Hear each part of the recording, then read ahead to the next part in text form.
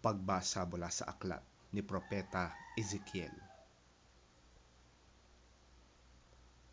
Sinabi sa akin ni Yahweh, Ezekiel, anak ng tao, sa isang iglap ay kukunin ko ang taong pinakamamahal mo, ngunit huwag mong itatangis ni iluluha.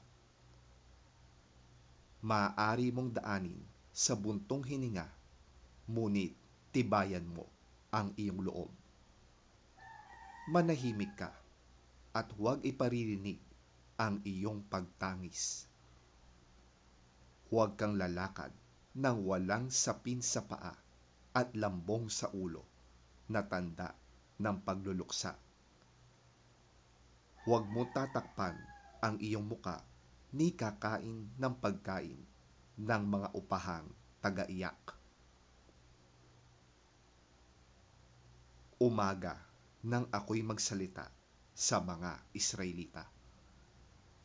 Kinagabihan, namatay ang aking asawa.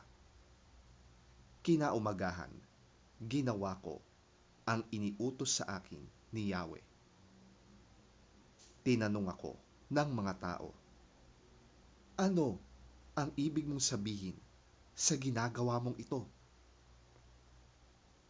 Sinabi ko sa kanila, sinabi sa akin ni Yahweh na sabihin ko sa sambahayan ng Israel ang ganito, ang aking templo na siyang sagisag ng inyong kapangyarihan at kasiyahan ay sasaulain ko at papatayin sa taba ang inyong mga anak. Tularan ninyo ang ginagawa ko. Huwag kayong magluluksa ni malulungkot. Mag-ayos kayong tulad ng dati, nakaturbante at panyapak. Huwag kayong tatangis o luluha. Dahil sa inyong kasamaan, mangangayayat sa matinding himutok ang bawat isa sa inyo. Sinabi ni Yahweh na ang mangyayari kay Ezekiel ang magiging babala sa inyo. Kung mangyari na ang lahat, tularan ninyo ang kanyang ginagawa. Sa gayon, makikilala ninyong ako, si Yahweh.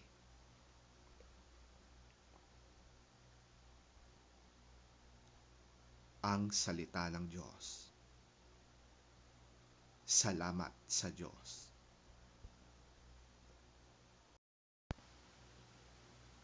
Ang mabuting balita ng Panginoon ayon kay San Mateo.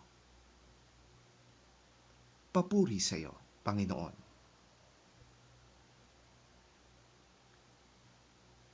May isa namang lalaking lumapit kay Jesus at nagtanong, Guro, ano pong kabutihan ang dapat kong gawin upang makamtan ko ang buhay na walang hanggan?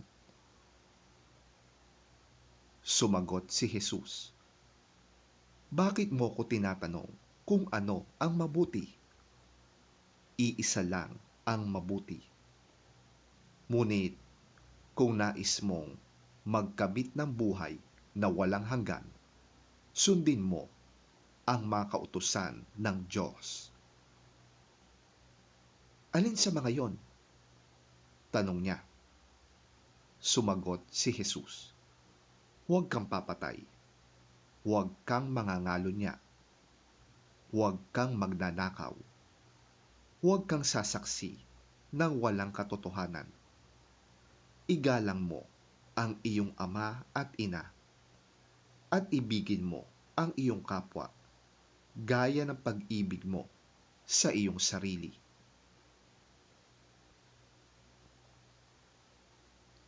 Sinabi ng binata, tinutupad ko na po ang lahat ng yan.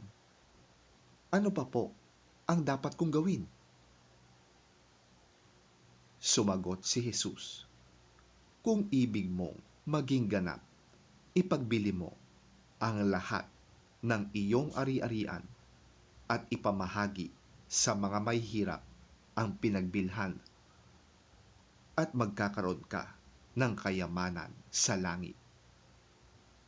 Pagkatapos, bumalik ka at sumunod ka sa akin. Pagkarinig nito, malungkot na umalis ang binata sapagkat siya'y napakayaman.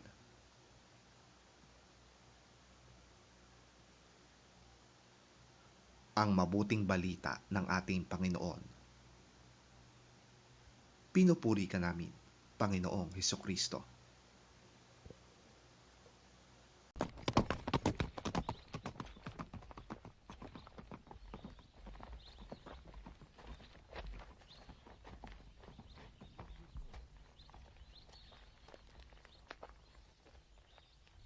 Now a man came up to Jesus and asked, Teacher, what good thing must I do to get eternal life? Why do you ask me about what is good? Jesus replied, There is only one who is good.